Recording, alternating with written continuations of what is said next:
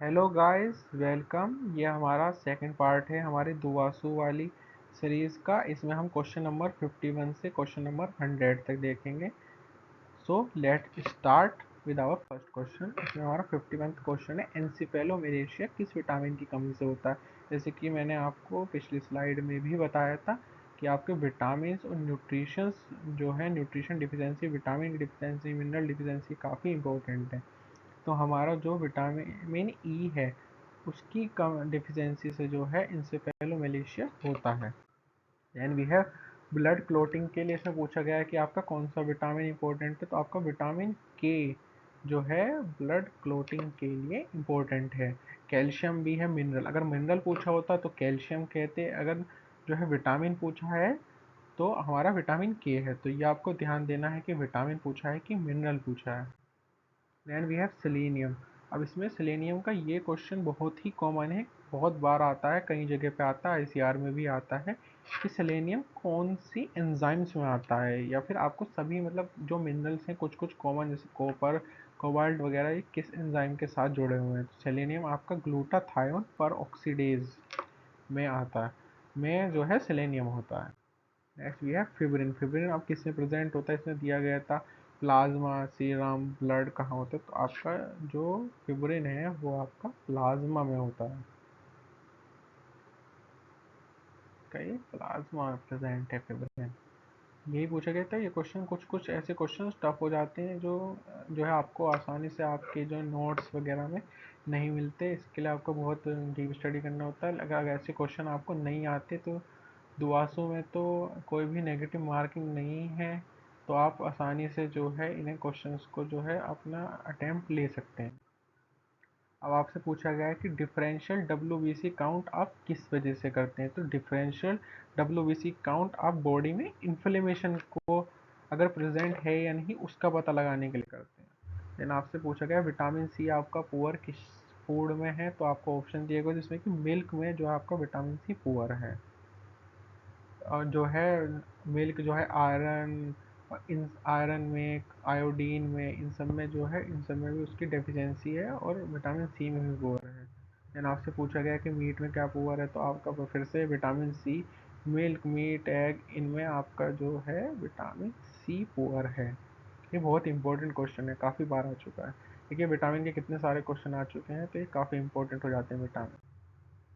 फिर आपसे पूछा गया कि मोस्ट अबंडेंट प्रोटीन कौन सा है। तो ये तो आपका 11th-12th का ही क्वेश्चन है कि आपका जो कोलेजन है, कोलेजन प्रोटीन जो है वो आपका सबसे मोस्ट अबंडेंट प्रोटीन है इन the animal world.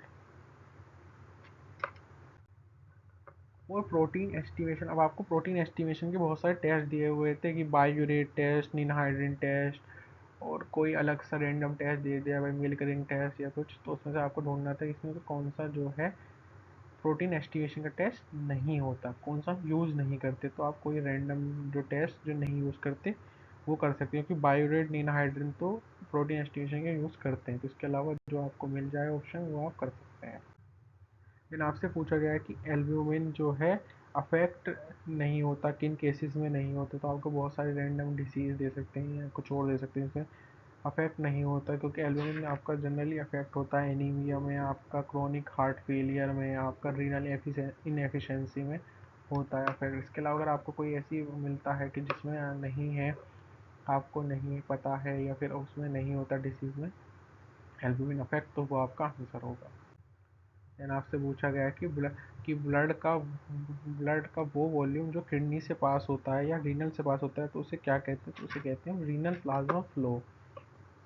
Renal plasma flow कहते हैं उसे, रीनल।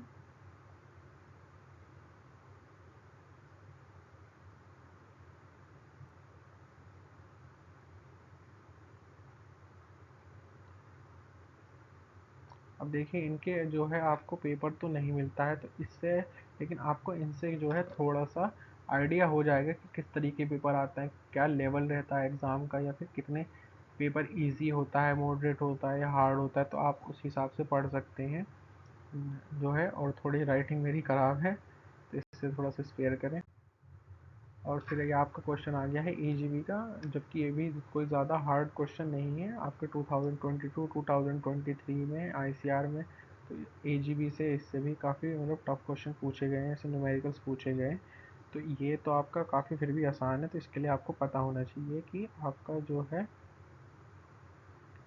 ये इक्वल टू 2t, जिसमें कि आपका एच स्क्वायर जो क्या है आपका हेरिटेबिलिटी है, और आपका टी जो है वो कोरिलेशन कोफिशेंट है। तो ये अगर आप इस तरीके से इसमें रखेंगे तो ये आपका आंसर आ जाएगा 0.4 आ जाएगा।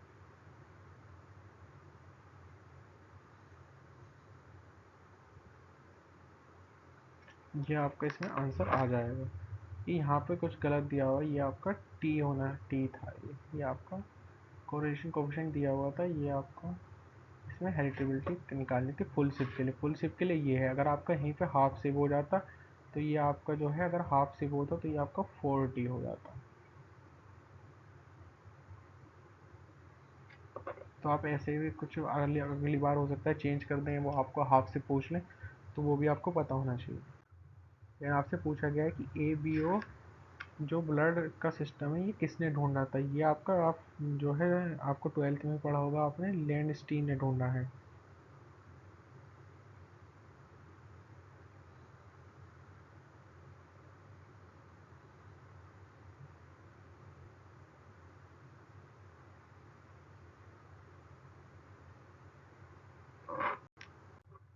फिर आपसे पूछा गया है कि सिस्टम जो अभी मॉडर्न कंप्यूटर्स आ गए हैं तो उसमें कौन सा सिस्टम यूज़ किया गया है। तो ये आपका बायोस्टैटिक्स जो आपका AGB में है उसमें जो कंप्यूटर वाला पोर्शन है उससे पूछा गया है।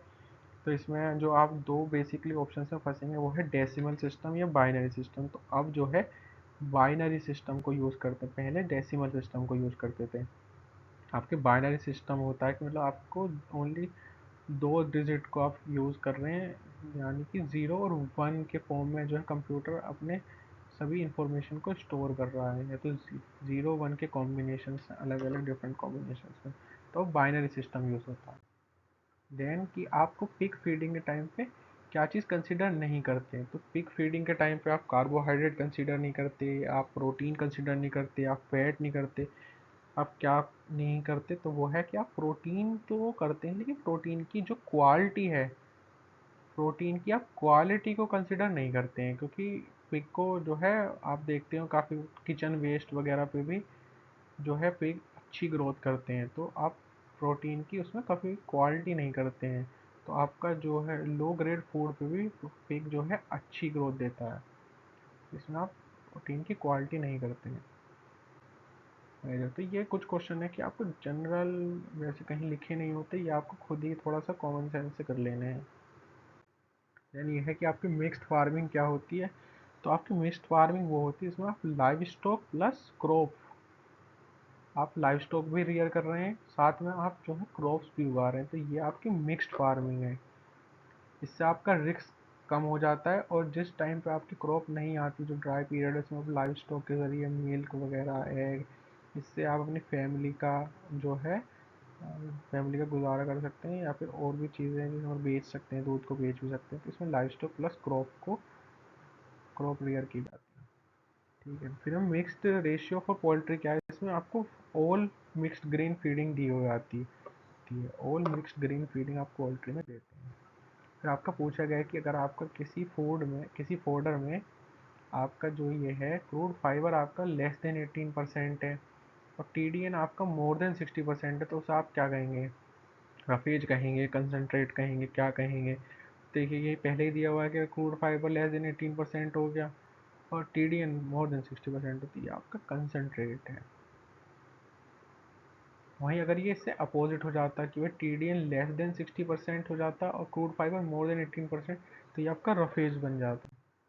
फिर आपका पूछा गया है कि रफेज के अंदर कितना मॉइस्चर होता है। कि रफेज आपका ड्राई होता है, उसमें ज़्यादा मॉइस्चर नहीं होता, उसमें आपका जो है 10 से 15, ये आपका 10 से 15% के आसपास जो है इसमें मॉइस्चर होता है। Then we have urea treatment. तो यूरिया ट्रीटमेंट में मतलब आप कितना करते हैं, इसमें अलग अलग ऑप्शन दिया हुआ था। तो इसमें जो ऑप्शन मोस्ट करेक्ट था वो था कि आप 3.5% जो है यूरिया डालते हैं फॉर 100 kg ऑफ स्ट्रॉ। यानी कि आप 3.5% को वाटर में मिला के जो आप 100 kg स्ट्रोक के लिए करते हैं, तो इसका आंसर 3.5%। फिर पूछा गया था जो आपके लाइव बैक्टीरिया जो आप खाने के में देते हैं, वो आपके जो है एनिमल की बॉडी में रहते हैं, तो उन्हें क्या कहते हैं? तो उन्हें आप प्रोबायोटिक्स कहते हैं। ये कुछ बैक्टीरिया जैसे ह्यूमन में और अलग अलग जगह होते हैं जो डाइजेशन में हेल्प करते हैं, तो ये आप जो है प्रोबायोटिक्स देते हैं। और तो आपको इसके साथ साथ एक टर्म और भी जान लेनी है, वो है prebiotics. Prebiotics non living component होते हैं जो आपके जो है फूड का काम करते हैं, इनके प्रोबायोटिक्स जो कि आपके लाइव बैक्टीरिया होते हैं उनके लिए। तो ये इस पे भी एक क्वेश्चन इस बार आईसीआर में एनिमल साइंस में भी आया था, प्रीबायोटिक प्रोबायोटिक्स का क्वेश्चन, जिसमें बाद में फिर करेक्शन होने के बाद जब सबने अपना करेक्शन सबमिट किया, उसके बाद उसमें दो आंसर कंसिडर किए गए, क्योंकि एक तो लाइन ही गलत लिखी हुई थी और एक जो उन्होंने खुद से दिया हुआ था कि वो फॉल्स है। फिर आपका पूछा गया कि डिक्रीज टेम्परेचर जो है, अगर आपका बॉडी का टेम्परेचर बढ़ जाए तो किसी का भी आपके एनिमल का, तो उसके लिए आप कौन सी मेडिसिन देते हैं? तो ये तो बहुत ही आसान पूछा गया, इसमें यहाँ तक कि ये भी नहीं पूछा गया कि वो उसे क्या कहते हैं या कौन सी दवाई देंगे, उसमें बस यही पूछा गया कि उसे क्या कहते हैं, तो उसे जो है एंटीपायरेटिक्स कहते हैं। यही इसमें ऑप्शन दिया गया था भाई, इसमें साथ में ऑप्शन दिए गए थे, एंटीसेप्टिक कहते हैं, डिसइंफेक्टेंट कहते हैं, क्या कहते हैं? तो एंटीपायरेटिक्स कहते हैं। तो ये तो बहुत ही इजी क्वेश्चन है, देखिए आपका मथुरा में ज़्यादा हार्ड क्वेश्चन नहीं है, बहुत ही इजी ही क्वेश्चन पूछे गए हैं।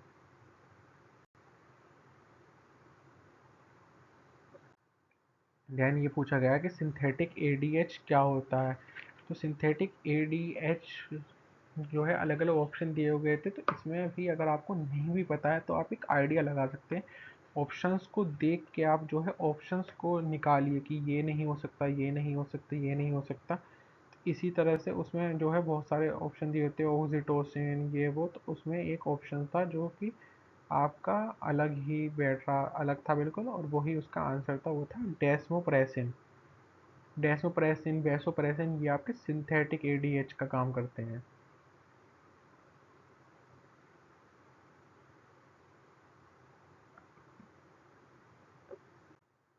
फिर आपको पूछा गया कि आपको ऑप्शंस दिए गए थे, इसमें पूछा गया कि इसमें से आपका नसेड क्या है? नॉन स्टेरॉयडल एंटी इन्फ्लेमेटरी जो है ड्रग्स, वो पूछा गया था। तो इसमें आपका बहुत ही कॉमन जो है एस्पिरिन पूछा गया है। तो ये तो जो है बहुत ही सिंपल चीज़ें आपको पूछेंगे, आपने अगर थोड़ा भी ध्यान दिया है तो आपको आराम से आप कर लेंगे। तो ये बहुत ही इजी ही क्वेश्चन पूछे जा रहे हैं, तो एस्पिरिन इसका आंसर था आपका। फिर आपसे पूछा गया कि राजस्थानी कैमल्स का जो है वो नेम क्या है, साइंटिफिक नेम? तो ये काफ़ी जगह पूछा गया है कि रिवर राइन कैमल बताइए, या आपका लद्दाख वाला कैमल बताइए, या आपका बाहर अरेबियन जो कैमल्स हैं उनके बारे में बताइए। तो इसमें राजस्थानी कैमल पूछा गया, उसे कैमिलस ड्रूमेडेरियस या फिर वन हम्प कैमल भी कहते हैं। और अगर वहीं पे आपका पूछा गया था टू हम्प कैमल, तो वो हो जाता आपका कैमिलस बैक्टीरियनस। तो आपका कैमिलस ड्रूमेडेरियस है राजस्थानी कैमल्स। ये आपके इंडिया में सब जगह मिलते हैं, और जो आपके कैमल बैक्टीरियस यानी कि टू हम्प वाले कैमल है वो आपको लद्दाख रीजन में मिलते हैं, या फिर आपके बाहर के देशों में मिलते हैं। फिर पूछा गया है कि एग का जो ट्रांसपोर्ट होता है female ampulla to stomach region तक, जब वो ओवरी से निकलता है तो कैसे होता है? तो वो सिलेरी मूवमेंट्स जो होते हैं, जो अंदर सीलिया होते हैं इसमें ओविडक्ट में, वो आपका जो है मेन काम करते हैं उसके ट्रांसपोर्ट में। फिर पूछा गया है कि इसमें से कौन सा जो है बेस्ट मेथड है एज डिटर्मिनेशन का? तो डेंटिशन जो है आपका वो बेस्ट मेथड होता है किसी भी एनिमल की एज डिटर्मिनेशन का, अकॉर्डिंग टू ऑप्शंस। इसमें आपको हो जाएगा डेंटिशन।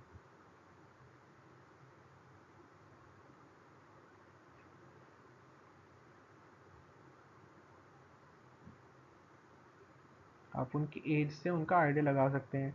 और ये क्वेश्चन भी बहुत ही कॉमन है अगर आप पढ़ें तो, कि किस एज पे कितने क्या इंसीजर क्या कैनाइन आ जाते हैं, खास करके आपको हॉर्स में जरूर पढ़ना चाहिए कि क्या है। और साथ में डेंटाइन जो डेंटल फॉर्मूला जो होता है अलग अलग एनिमल का, हॉर्स का, काऊ का, बफेलो, शीप, गोट, पिग, सभी का आपको पढ़ना चाहिए। और हॉर्स में आपको मेल और फीमेल का भी पढ़ना चाहिए, क्योंकि फीमेल्स में जो है कैनाइन एब्सेंट होता है, इसलिए जो मेल्स में होते हैं वो उनमें कम होते हैं टीट्स, और जो मेल स्टैलियन होते हैं उसमें ज़्यादा होते हैं, तो इसलिए आपको जो है ये ध्यान देना चाहिए, उसमें ये भी आपको पढ़ने हैं।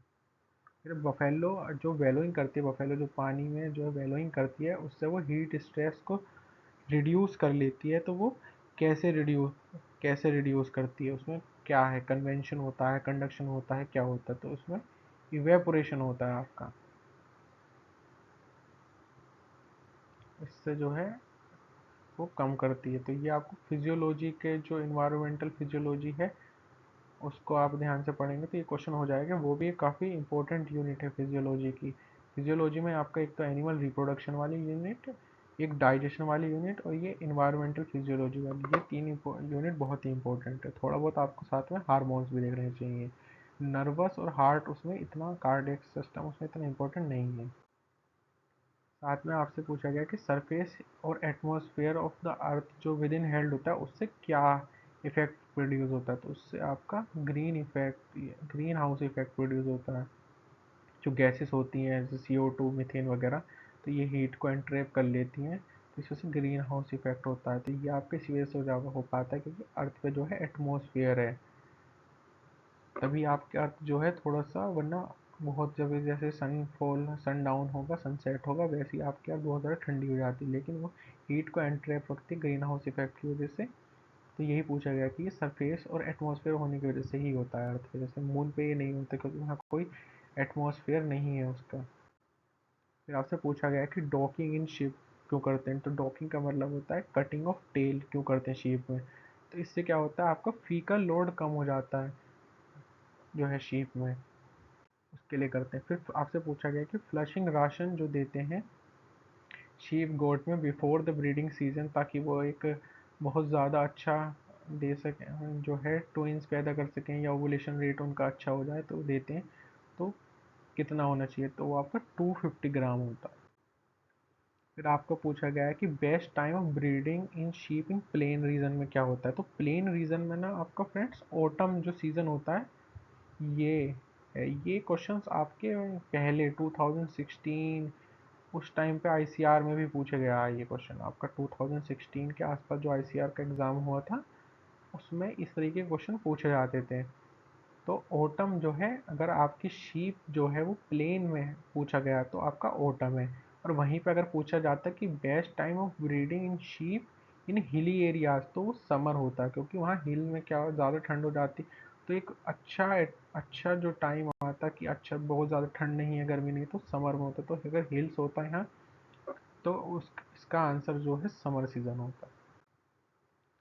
फिर आपसे पूछा गया है कि शॉर्ट डे ब्रीडर जो है, अगर इसमें पूछा गया है कि आपका जो शीप है वो क्या है, तो वो आपका सीजनली पॉलीस्ट्रस है। शीप किस तरीके का एनिमल है, वो सीजनली पॉलीस्ट्रस यानी कि शॉर्ट डे ब्रीडर है। उसके बाद आपसे फिर से देखिए क्वेश्चन आ गया कि आपके शॉर्ट डे ब्रीडर जो हैं इनके एग्जाम्पल बताइए, तो इनके एग्जाम्पल आपको पता ही है, शीप है और आपका गोट है, ये आपके शॉर्ट डे ब्रीडर है। फिर आपसे पूछा गया है कि टोक्सोप्लाज्मा गोंडाई का होस्ट क्या, तो ये तो बहुत ही कॉमन है, टोक्सो बहुत ही कॉमन क्वेश्चन है। इसका जो है डेफिनेटिव होस्ट वो कैट है। बाकी इंटरमीडिएट होस्ट का बहुत सारे वर्टिब्रेट्स हैं, लेकिन इसका जो डेफिनेटिव होस्ट है वो कैट है। फिर आपसे पूछा गया ब्रूसेला के लिए टेस्ट पूछे गए, तो ब्रूसेला के लिए आपके बहुत सारे टेस्ट होते हैं। इसमें MRT मिल्क रिंग टेस्ट है, रोज़ बंगाल प्लेट टेस्ट है, तो इसमें आपको जो ऑप्शन दिया था वो था मिल्क रिंग टेस्ट। फिर आपसे पूछा गया है कि स्पॉन्टेनियस ओवुलेटर कौन है, तो स्पॉन्टेनियस ओवुलेटर वो होते हैं जिन्हें ओवुलेशन या बन जो है उसकी ज़रूरत नहीं पड़ती, कोइटस की ज़रूरत नहीं पड़ती ओवुलेशन के लिए, तो वो आपका ऑप्शन जो दिए थे काऊ थे। अब अगर आज इसमें पूछा गया होता कि इंड्यूस ओवुलेटर कौन है, ये भी बहुत कॉमन क्वेश्चन था, इन्होंने थोड़ा उल्टा पूछ लिया। तो वो थे आपके रैबिट था, कैमल थे, कैट थे, तो ये आपके इंड्यूस ओवुलेटर थे। यहाँ पे वो ऑप्शंस दिए गए थे, उसमें से आपको देख ढूंढना था कि काऊ जो है स्पॉन्टेनियस ओवुलेटर, बाकी सारे इंड्यूस ओवुलेटर हैं।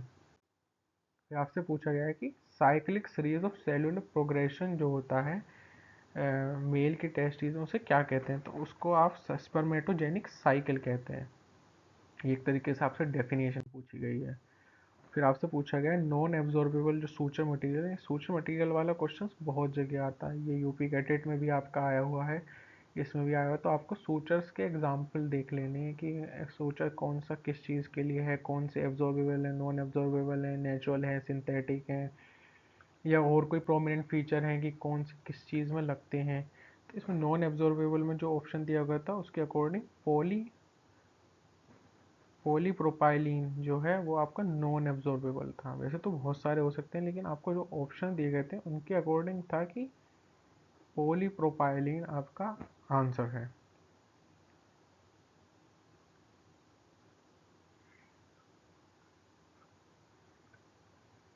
देन वी हैव एपी को सील जो हर्निया होता है उसमें कौन सा ऑर्गन आता है। देखिए डिफरेंट डिफरेंट जगह हर्निया होते हैं, स्क्रोटल हर्निया, ऐसे बहुत डिफरेंट हर्निया होते हैं। तो हर्निया में देखना है कि कौन सा ऑर्गन जो है उसमें आ रहा है। तो एपिकोसील में ओमेंटम जो है वो जो है बाहर निकल जाता है बॉडी कैविटी से, वो अपनी प्लेस से जो है डिस्प्लेस हो जाता है, वो आ जाता है। तो ओमेंटम है इसका आंसर। देन आपसे पूछा गया एमआरआई, एमआरआई जो हम करते हैं मैग्नेटिक रेजोनेंस इमेजिंग, तो वो किस वजह से होती है। तो वो जो है वाटर और आयंस की वजह से होती है। तो इसका अगर आप मैकेनिज्म पढ़ें तो जब आप बॉडी जो है सभी ऑर्गेनिज्म की वाटर से और आयन से बनती है, तो जब आप उस पर ऐसे एमआरआई जो रेस जाती हैं तो आयंस और इनका अलग अलग जो है ये अपना पहले पोजीशन चेंज करती हैं, फिर दोबारा अलाइन होती हैं। तो जहाँ जहाँ पे जो है इरेगुलरिटी आती है तो उसके अकॉर्डिंग ये इमेज बन जाती है। फिर आपसे पूछा गया कि सीटी स्कैन में क्या यूज़ होती हैं। गामा रेज होती हैं, यूवी रेज होती हैं, जो है विजिबल वाली रेज यूज़ होती हैं। तो इसमें आपकी एक्स रे यूज़ होती है। जैसे आपको डिफरेंट डिफरेंट ऑप्शन दे सकते हो कंफ्यूज करने के लिए, लेकिन आपको पता होना चाहिए कि ये एक्स रेज यूज़ होती हैं इसमें। फिर आपसे पूछा गया है कि ऐसा कोई पॉइजन जो आपका एसिटाइल कोलिन को ब्लॉक कर देता है। तो अकॉर्डिंग टू ऑप्शन आपका ऑर्गेनोफॉस्फेट जो है इसमें ऑप्शन है कि जो एसिटाइल कोलिन को आपके ब्लॉक करता है।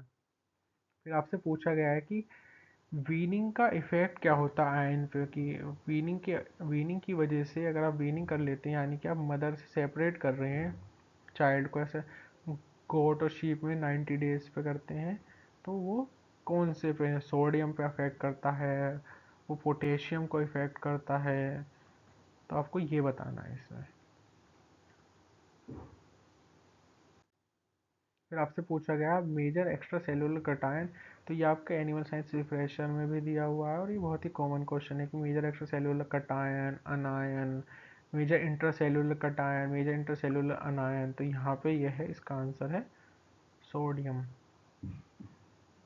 और इंट्रा सेलुलर पूछा होता यहाँ इसकी जगह पे इंट्रा पूछा होता अगर उन्होंने, तो आपका इसमें आंसर हो जाता इंट्रा का पोटेशियम।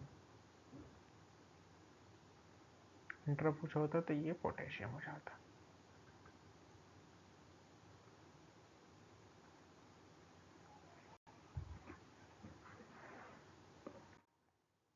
फिर आपसे पूछा गया है कि लाइम डिसीज को क्या होता है, किससे होता है, बोरीलिया है।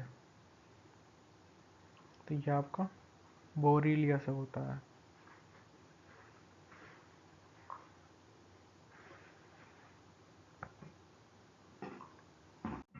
देन आपका पियर शेप जो आरबीसीएफ कौन सा पैरासाइट पियर शेप दिखता है, तो ये आपका बबेसिया होता है।